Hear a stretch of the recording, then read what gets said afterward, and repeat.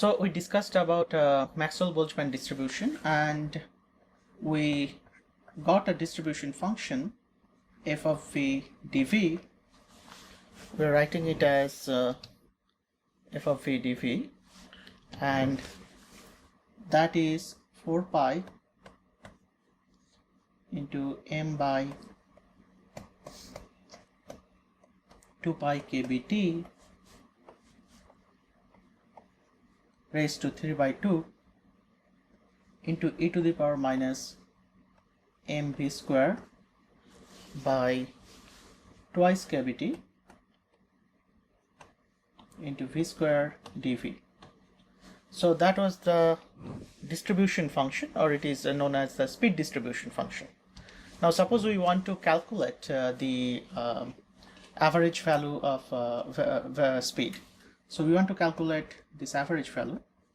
So this average value will be given by, so any average quantity which is a function of velocity, you have to multiply with the probability distribution and integrate over all possible velocities or speed. So that will be equal to, so we take it out, 4 pi into m by 2 pi kbt raised to the power 3 by 2, and then you write it will be, it is a v here and there is a v square here, so together it will be v cube e to the power minus m v square by twice kbt and dv. So I'm keeping all the constants outside. Now this integrand we will just solve. So again, this is we'll just write it in terms of a gamma function, and the way we can write it is that so the term here is v square, so we'll write it as 2v dv, and then it will be to the power minus m by twice kbt, that is a into v square, and then we'll have only v square left here because I have already taken a v square here, and then there will be a half multiplied by all the constants which we have written here. Sorry, not here, this constant. Now this v square, now we have to write it as n minus 1, remember that. So it is basically v squared to the power 1. So what we can write it as, it is v squared to the power 2 minus 1. So it will be gamma 2, this integrand value, it will be gamma 2 divided by a to the power 2. And what is a? A is this constant m by 2 pi kbt, 2 kbt, sorry, m by 2 kbt, and square of that. So what we get, what you see here, gamma 2 is nothing but n minus 1 gamma n, so it will be 1 into gamma 1, and gamma 1 is n minus 1 factorial, which is 0 factorial, which is nothing but 1. So we'll have only m by 2 kbt whole square, and inverse of that, that is the value of the gamma function. And we also have a half here. Let me write the constant now. So the constant was 4 pi into m by 2 pi kbt. I'm just writing it in a slightly different way, m by twice kbt to the power 3 by 2, and then there was a pi that I'm taking out, pi to the power 3 by 2. So what we get is this is equal to 1. So as you can see, m by 2 kbt, this is 3 by 2, and this is 2, means it is you can just write it as 4 by 2. So I'll be left with 1 m by twice kbt in the denominator, and so it is 4 by 2 and this is 2 by 2, so I'll be left with the square root of that, and then these 2 cancels with this. I'll have 2 here, and what I have is let us just see here, I'll have 1 pi to the power 3 by 2 here, and this is pi, so this will cancel, giving rise to 1 pi to the power half. So at the end of the day, what we are getting is I'll have 2 times pi to the power half, and divided by m by 2 pi kbt, that 2s kbt, that we can write it as twice kbt by m raised to half. Then we can actually put everything inside the parenthesis, and keeping in mind that we have a power half. So if I put 2 inside, that will be 2, I can write it as 4 square root of 4. So this 4, and so instead of 2 I can write it as 4 to the power half, and then put everything inside. So it will be 8 pi kbt by m. I think the pi is in the denominator, not in the numerator. So it is divided by pi to the power half. So it will be nothing but 8 kbt by pi m to the power half. So this is the value of the average velocity. Now you can also ask, you can now plot it, the Maxwell-Boltzmann distribution, and now just ask this question, where basically what is the value of this all these parameters that we got. So if you plot the Maxwell-Boltzmann distribution, again remember that it has basically two terms, f of v dv, that actually goes as e to the power minus some constant into v square dv. So if I just plot f of v versus v, that's how it will look like. And then what we'll have is that, think about it, at v equal to 0, the function will be 0 because this term is 0. And when v tends to infinity, the function actually goes to 0 because of this term. So very high and very low velocities are actually, the probability of that is actually 0. So this function will look like something like this.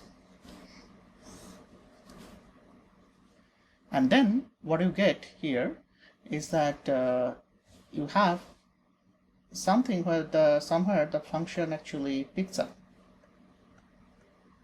Now remember that this is a speed distribution.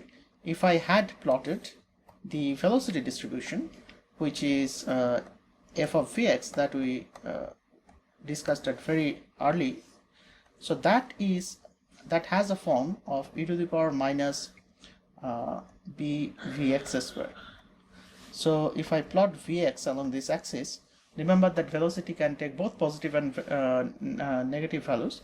So that function is known as Gaussian function, or this is sometimes known as it's a bell-shaped curve, and this it's called a bell-shaped curve. And here note the striking difference that I'm getting this term, v squared term, when I actually considered that this is a speed distribution which does not have any preferential direction. So that is actually changing the entire thing. Now we can actually proceed along the same direction and try to find out what is this maximum probability, or what is this maximum distribution, maxima in the distribution. So that maxima, to get it, you have to just take the derivative of that function with respect to velocity, and then to find the maxima you have to just take it to be 0. So you can easily get it. So there is some constant here, but we don't care because the constant will be anyway 0, because we are just equating it to be 0. So if I take the derivative, so follow it carefully. So it's a chain rule in differentiation. First take the derivative of e to the power minus bv square. So it will be just e to the power minus bv square, and it will be minus b, and times you will have e to the power minus bv square into derivative of v square with respect to v, so that will be 2v. So that entire term should be equal to 0. Now what you see here is a very interesting thing, that we have, if you look at it here, that if I take e to the power minus v square, v into e to the power minus v square common, then we'll have minus b into v plus 2, that is equal to 0. Now we have three possibilities. One is v equal to 0, that is just one of the minima, and the second possibility is e to the power minus b v square, that is 0. That happens when v tends to infinity. And the third thing, e to the power minus b square equal to 0 means v tends to infinity. So these are the two location of the minima. So this, the first minima is here, and the second minima is at basically at infinity. So we can actually draw it more nicely. Okay, so at very high value, so this is also the second minima. Goes to, it's not actually, the minima should not be here, actually it's just exponential square decay, so it is at tends to infinity, the very high value. And also the third condition is giving me that v is 2 by b, and remember what was b? B was m by 2 pi kbt, so 2 kbt, so it is basically m by twice kbt. If I just put it on top, that will be, it should be 1, let me just check quickly, it is 2v, and when I take the derivative, it is basically, yeah, so e to the power v square, when I take the derivative, I have to take also the derivative for v square, that will give me 2v. So what I can take as common is v, and this will be then, check once again, this will be then v square. Yes, it has to be v square, and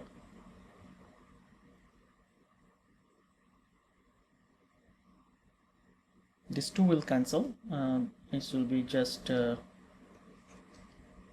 1. And then I'll have v square is equal to 1 by b, so twice kbt by m, or we can say that, I can just write it here, that v is nothing but twice kbt by m square root.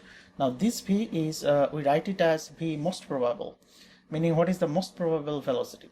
Now we see that you have three different kinds of velocities. One is the v square average, which we already got from kinetic theory of gases, and that we know that will be 3 kbt by m, but usually we take the square root of that because it has a dimension of velocity that is known as, this is basically mean square velocity, so taking the square root we call it as a root mean square velocity, that is square root of 3 kbt by m. And we just showed that the average velocity is nothing but 8 kbt by pi m square root.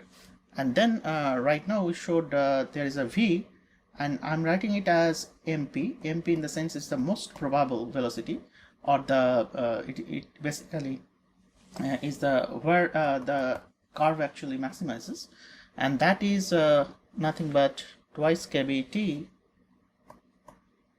by m, square root of that. So what we see here, so this is twice kbt by m,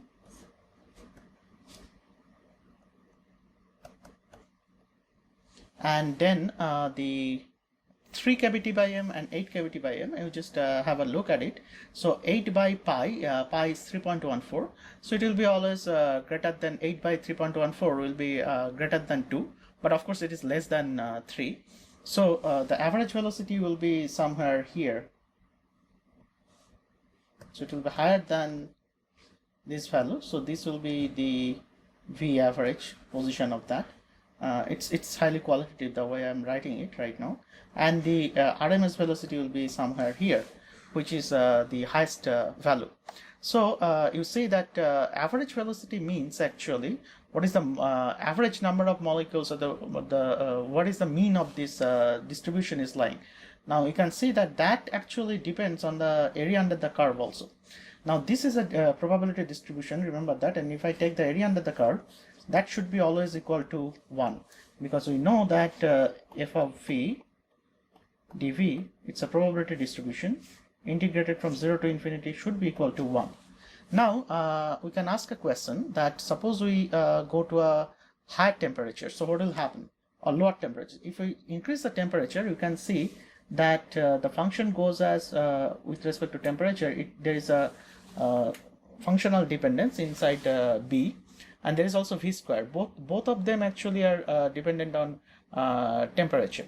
Now if you plot it, then you can easily figure out this curve will actually get more and more flattened, and this value of this most probable distribution will actually shift towards right, and all the velocities actually will shift towards right, and the curve will get more and more flattened, in the sense that but the area under the curve will still be the same. It will be still, if we integrate it, it should be equal to 1 always. So this is drawn at two different temperatures, say T1 and T2, where T2 is greater than T1. Now one more interesting thing to look at is this kind of curve, where actually I have two different functional variation. One is v square, and one is e to the power minus some constant into v square. So think about it, if I plot it very separately, e to the power minus v square will be very sharply decaying function of v, and v square actually goes as this, it's a quadratic function. So the product of them actually is something like this. So as you can see that e to the power minus v square picks up at v equal to 0. However, at v equal to 0 the function is not maximum because of this term is also there. So that is making the function at 0. Similarly, at a very high value, e to the power minus v square is 0, but v square is a very high value, but you don't get a very high value there because now this is basically bringing it down. So at somewhere here where both the functions have some values, they actually get the maxima.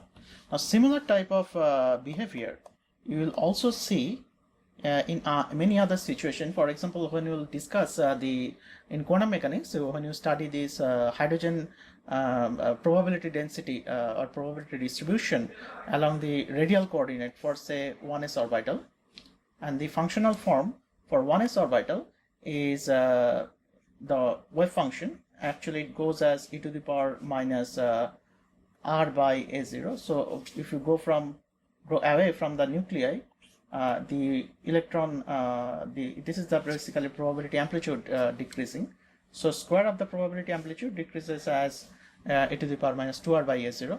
Now that is a decaying function of r, that psi square, mod psi square, which actually is directly related to the probability density. However, you never get the maxima at r equal to 0, which is at the nucleus. The reason is you actually measure the probability density but not the probability. So which means so if this is the atom, you are talking about probability density as you go away from the nuclei.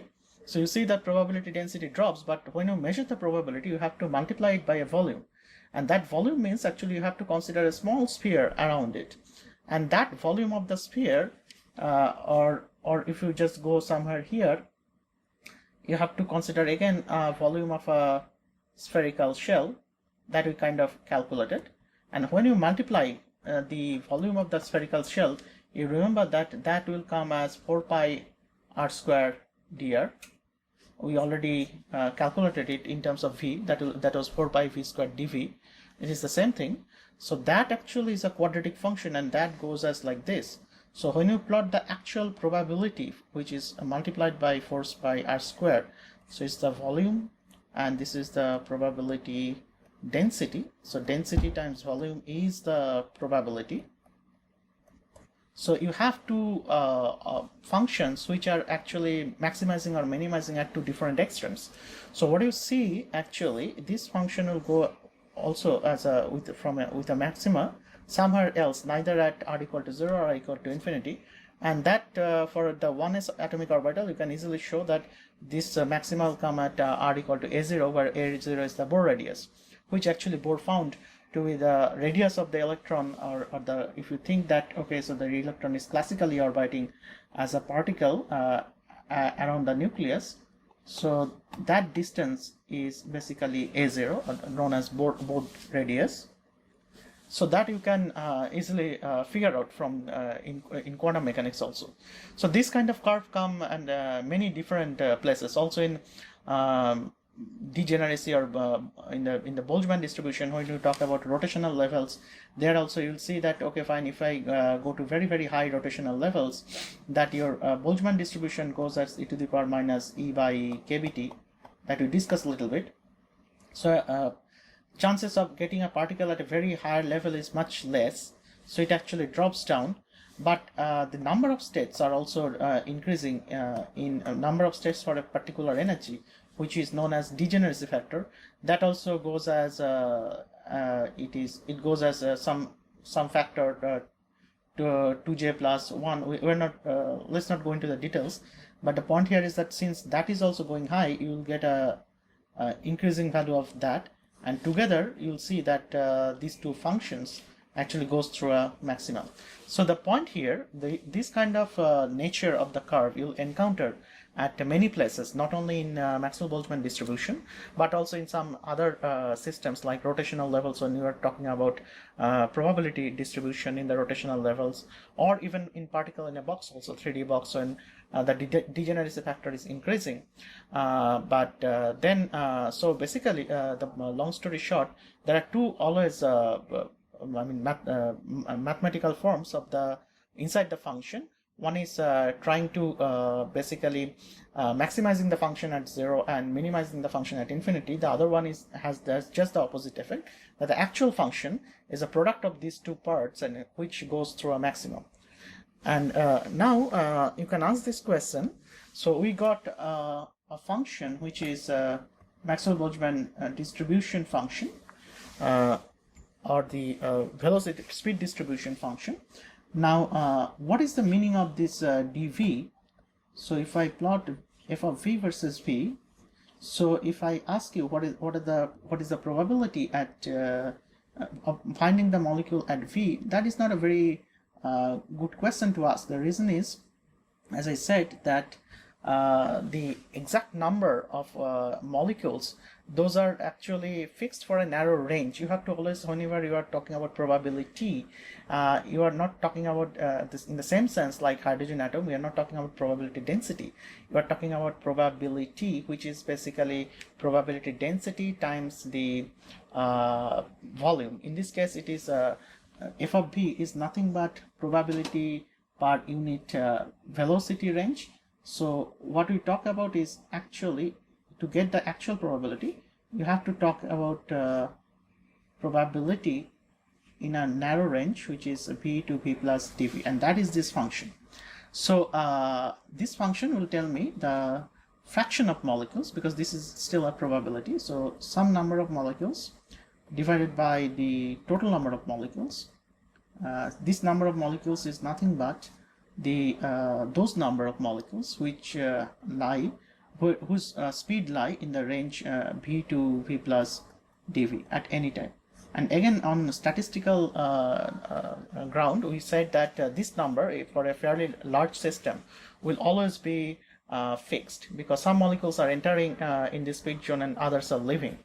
So you always talk about a particular width in the distribution, and then once you integrate this curve, it is nothing but you take at various position of the v, and for every v you just calculate what will happen, what is the area element if I go from v to v plus dv, and in that way you basically build up the area under the entire curve, and that is the meaning of integration.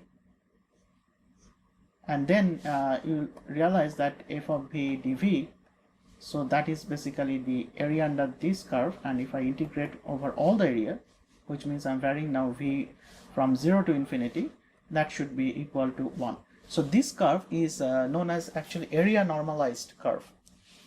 Now the question is, from this distribution, can I actually get a distribution which actually say is in terms of the energy, something like this? Can I get it?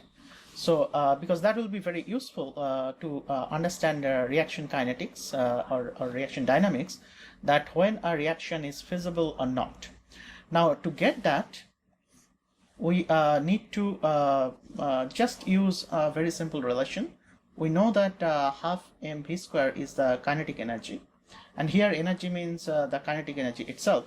So wherever I have the v square term, I can easily replace it by this, and then you can easily say that so v square will be twice epsilon by m, or we can write it as v is nothing but square root of twice epsilon by m. So the speed distribution, we wrote it as, if you remember, that it was 4 pi into m by 2 pi kbt raised to 3 by 2 e to the power minus m v square by twice kbt v square dv. We have to replace these terms, so that we can write it as, I'm not right now writing this one, e to the power minus mv square. So you know that half mv square, that will be the kinetic energy. So this is nothing but e to the power minus epsilon by kbt. By the way, when I write epsilon and call it as a energy, it means that it is actually translational kinetic energy, always. So because it's a Maxwell-Boltzmann distribution of molecular speed, so it's a translational motion that we are talking about. And then instead of v square, we can directly write twice epsilon by m. And now for dv, we can write it when just taking the differential on both sides. So it is square root 2 by m into d of epsilon to the power half.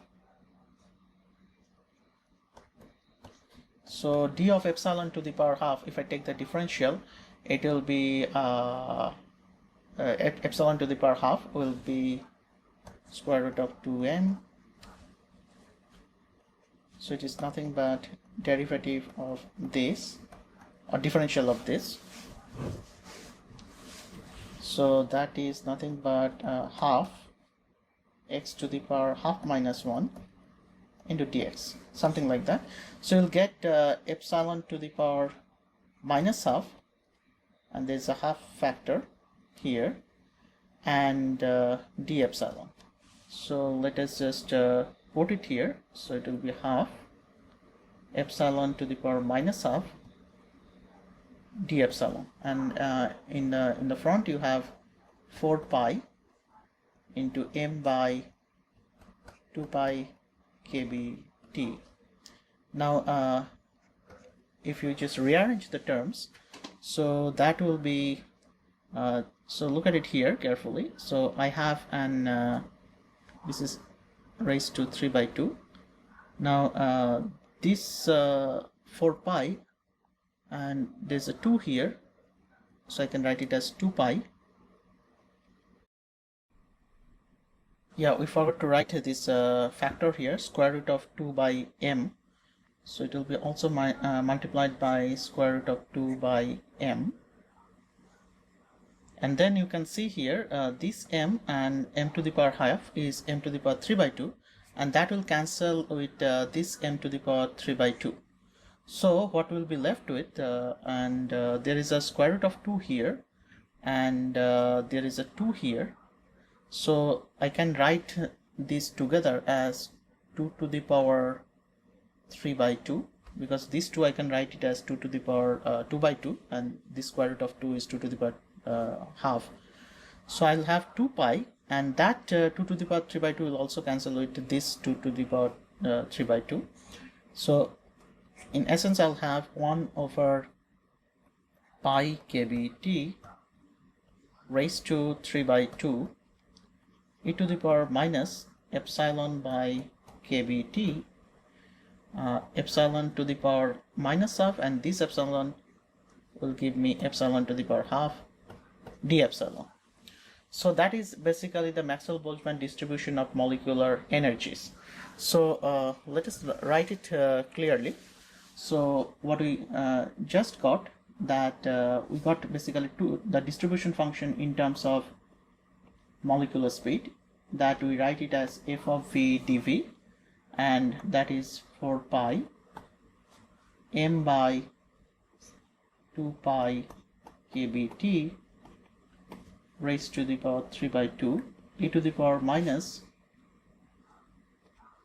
mv square by twice kBt into v square dv. And if I just convert it into the energy distribution, I'm writing as g epsilon d epsilon. So that is 2 pi into 1 by pi kBt raised to 3 by 2 e to the power minus epsilon by kBt, epsilon to the power half d epsilon. Now you see that this energy distribution is also will have a shape something like this. It has a exponentially decaying function, but it if I just plot it epsilon g epsilon versus epsilon, so there will be a decaying function, but that decay is not too fast decay like the Maxwell-Boltzmann distribution, and the rise is also not too fast. There actually it was v square of velocity. Here actually it is epsilon to the power half, but the overall nature will be, overall qualitative thing will be same. It is one function that is rising with respect to epsilon, and the one function that is decaying. So it will have slightly different curve, which is something like that. But yeah, the qualitative nature will be same. Now, so to summarize, so we have got basically two distribution functions. One is Maxwell-Boltzmann distribution function in of speed, and the other one is the energy. And we'll see how this energy distribution function will be useful in calculating or estimating the rate constant. And remember, that is our goal. We have to calculate this k of t, or this rate constant at as a function of temperature, and see what is happening.